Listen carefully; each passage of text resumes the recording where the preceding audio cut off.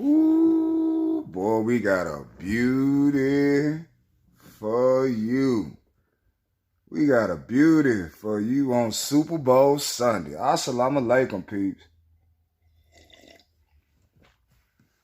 Assalamu alaikum, peeps. Good morning.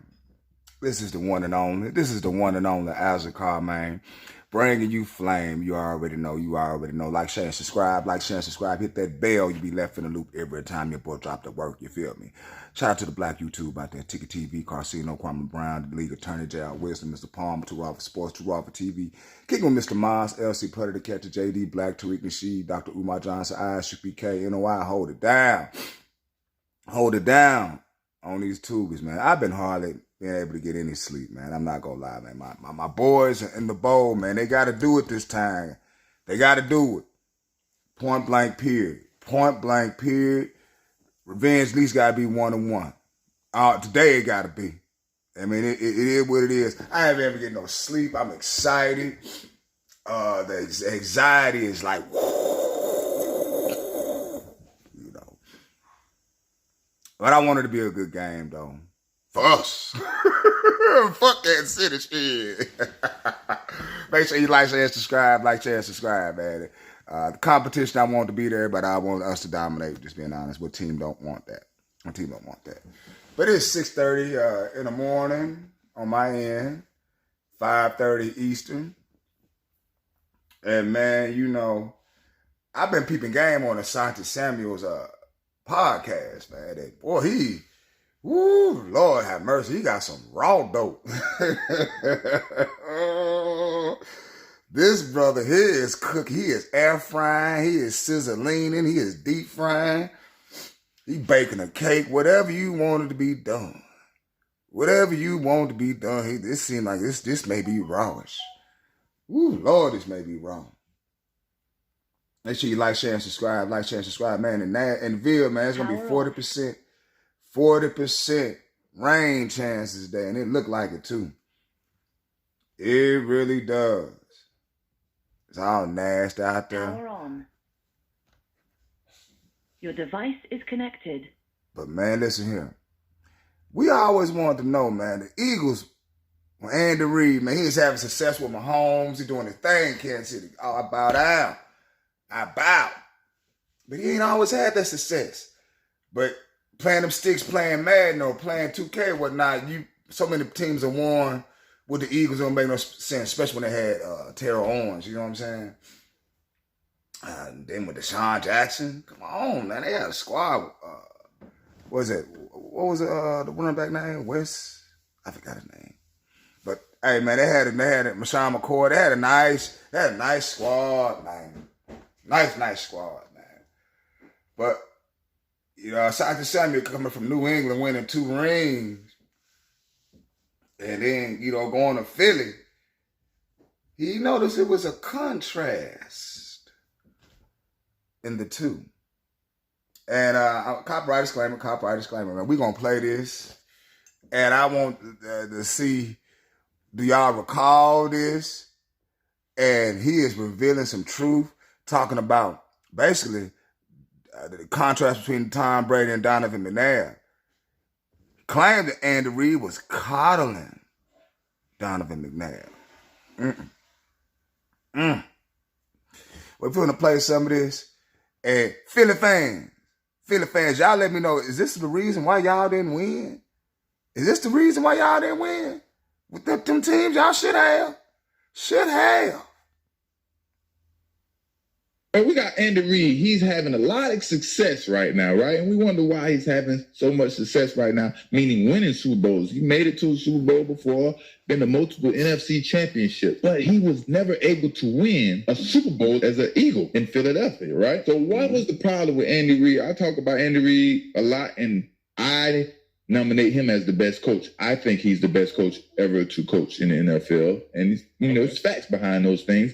So I want to say Bill Belichick is, what did he do besides New England? You know what I mean? So, but for Andy Reid, why is he having so much success right now? And obviously he has a great and an awesome quarterback in Patrick Mahomes. Yeah. I just talked to y'all about how I was born into the system of New England. with the greatest quarterback of all time to ever play the game. Don't fault me for... Yeah. I hate them motherfuckers, but they were good. Robotic, but them motherfuckers was good. You hear me? That's something I have to deal with, and I have to learn how to maneuver around that because it helped me a lot, and it hurt me too because that's all I know. I know the greatness, right? That's all I know. I know the greatness. I see it every day. I'm practicing again. I see him, watching them execute, things like that. So now I go to Philly, and things are different. If you're fed up with the line, Discover great DIY gift Oh, ideas Lord. for your loved ones. This thing about having multiple phones. Shit be bullshitting. Be bullshitting. Them ads and shit. Damn, man, fuck up a thing with them ads, don't it? I'm just saying, man. I'm just saying. Things are different. Things are different. The execution is different. And I meant, mind you, guys, stop thinking I don't take shots. I'm not taking shots at anybody. If I'm taking a shot, you know it's a shot. I'm telling my story. I'm telling my experiences and the things I've went to. If they're good, they're good. If they're bad, they're bad. It is what it is. I'm not taking those shots, right? So now, we get to Philly, and instantly, first day of practice, everything is a little different, little more lackadaisical, it's not as uptight, come getting the meetings on time, so on and so forth. Now we get to practice. And we're competing, and I'm talking my trash, and I'm swagging out. I'm full pick six at this point. Ain't no holding me back. I don't have the Bill Belichick over my head, worried about it. He gonna come mess with me because I'm trying to have fun and enjoy myself like that and things like that. So now we're in Philly, and I'm practicing, picking off the ball, things like that. So I'm watching Donavan McNabb. I'm watching them practice. And if you don't understand practice, you got different segments of practice. You might have practice where you go practice against each other. You might have pass skill where it's just the DBs. You might have one-on-ones with DBs against the receivers. Then you have like situational plays where the offense just going over a situation without the defense out there. And this is where the problem came in for me, right? And these are the things I learned in New England, right? So you're executing the plays. It say third down and 8. 2 minutes to go, 0 timeouts. Here's the play, right? You run the play with nobody out there, no defense or no one. And the guy just say he run the ball out there with nobody out there. Hold up. Say what now? dig 10 yards and in. Donavan McNabb throws the ball into the dirt and doesn't complete the pass. And to me, as a professional coming from New England, these plays are 100% need to be executed at all times because we are professional. We do this every day. How we're not going to execute a ball from the quarterback to the receiver with anybody out there, let alone when someone goes out there. So these things would go on a lot in practice, and no one would say anything. It would bother me tremendously. Could you imagine that? I know that touched his nerve.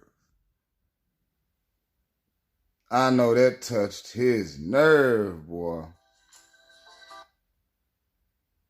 I know it would have touched mine.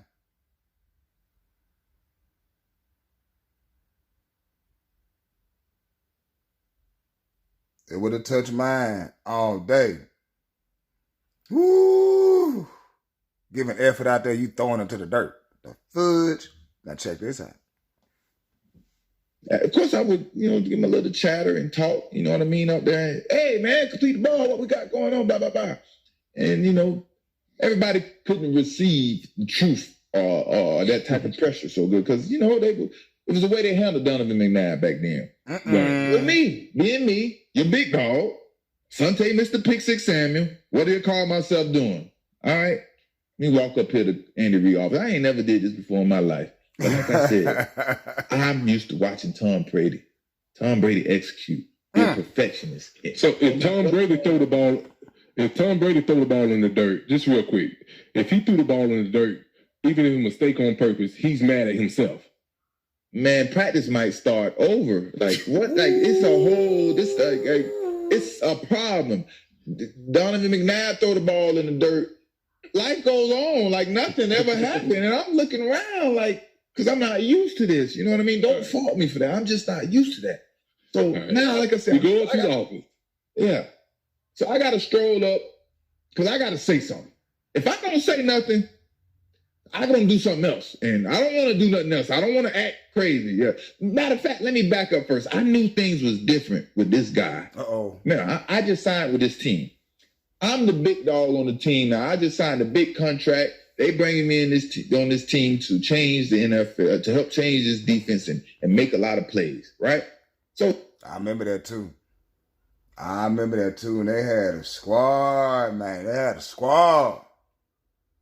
Like I said on Madden, they won so many championships.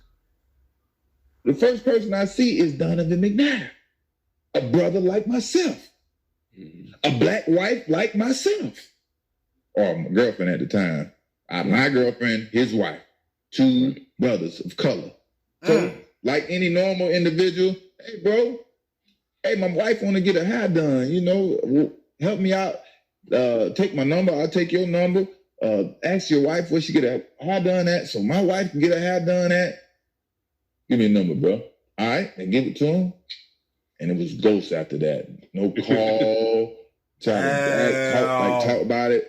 You know, I'm not the type of person that's going to push up on you. You don't like me, I don't like you. You don't vibe me, I don't vibe you. You don't want to call me, I don't want to call you. So you showed me right then. So right then, I knew this was a different type of character I'm dealing with. You know what I mean? I'm rolling with whoever. I don't care about who I think I am and who you think you are. I don't care about none of that stuff. So right then, I seen it was a little different. You know what I mean? Like, all right. So that kind of rubbed me the wrong way. But it didn't affect me. You know what I mean? So now we're going. It's time to go to war. You know what I mean? It's time to go to war. I like to go to war. I like to feel confident about my dogs when it's time to go to war. Like I said, the dirt passes. We was calling them the dirt passes back then. So now I'm just sick of the dirt passes. It is driving me crazy. So I toodle right along, go upstairs. Hey, Coach Ried, I got to talk with you, man. And you call it snitching, you call it whatever. This is the first time I ever had to do this, and I would do it 100 more times. You know what I mean? And did it show in the game? Did it show in the game? Did it show in the game? Did it show in the game? Ooh.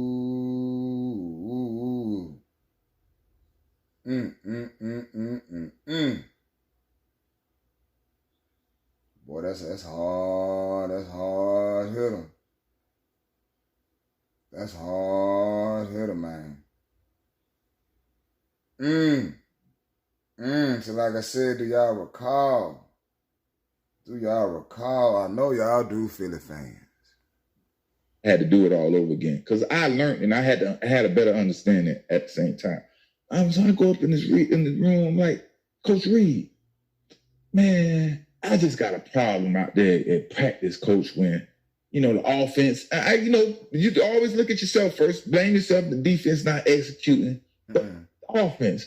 What about when you're out there calling plays and the quarterback, he can't complete the ball with no one out there. He's throwing the ball in the dirt. And Coach Ried looked at me in my eyes and said, Asante, it's your job.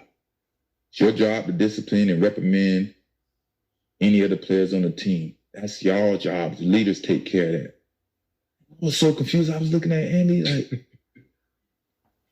so you're not going to say nothing? Damn.